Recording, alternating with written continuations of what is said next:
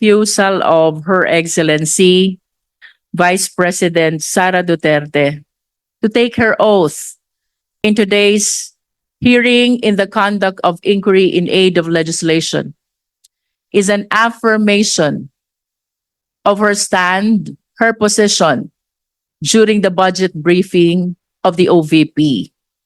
And this representation wishes to manifest that when the resource speaker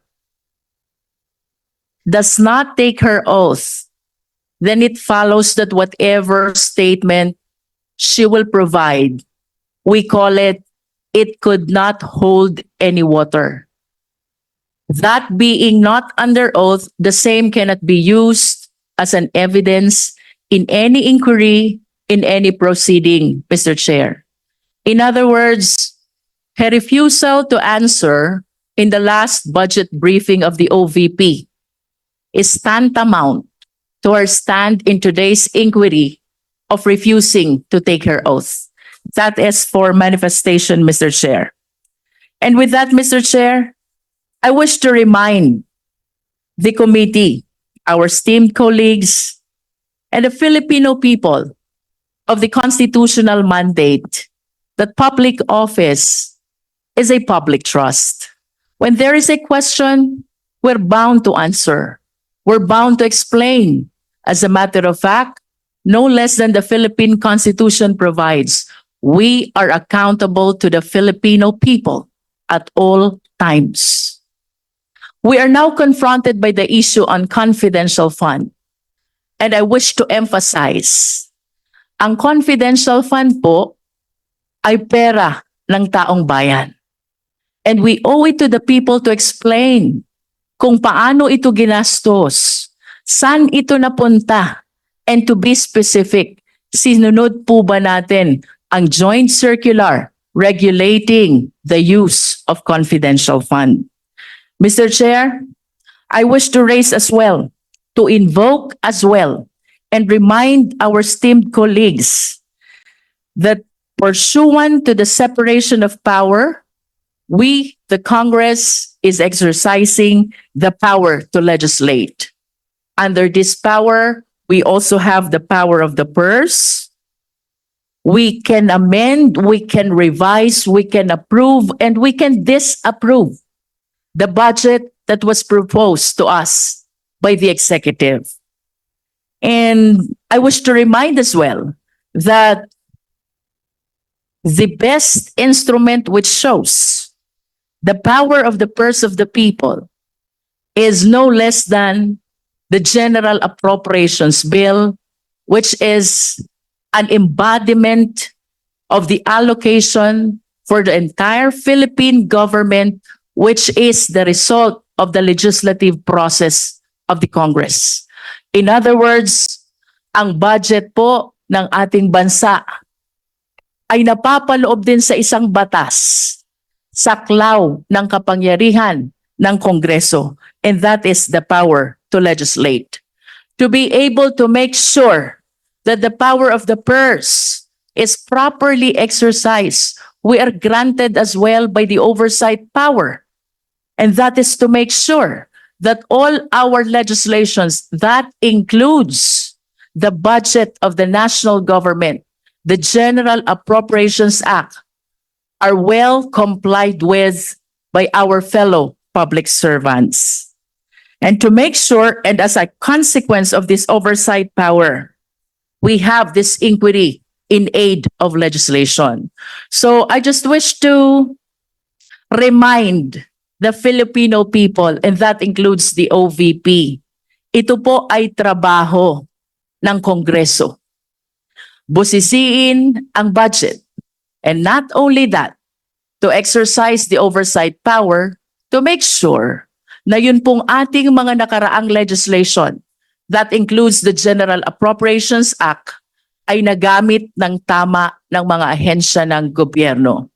I hope that the OVP will be enlightened to address the issues instead of attacking this institution, of politicizing and matters concerning politics, Mr. Chair. Third, Mr. Chair, we should be uniform in the application of our rules. If we are guided by the constitutional mandate that public office is a public trust, if we observe malfeasance, misfeasance, and nonfeasance in the LGUs, as a matter of fact, we have pending inquiry in aid of legislation concerning LGUs. Kung iniimbestigahan po natin ang Office of the Mayor, kung iniimbigastahan po natin ang Office of the Governor, by equality under the law, we should conduct an investigation as well to the Office of the Vice President.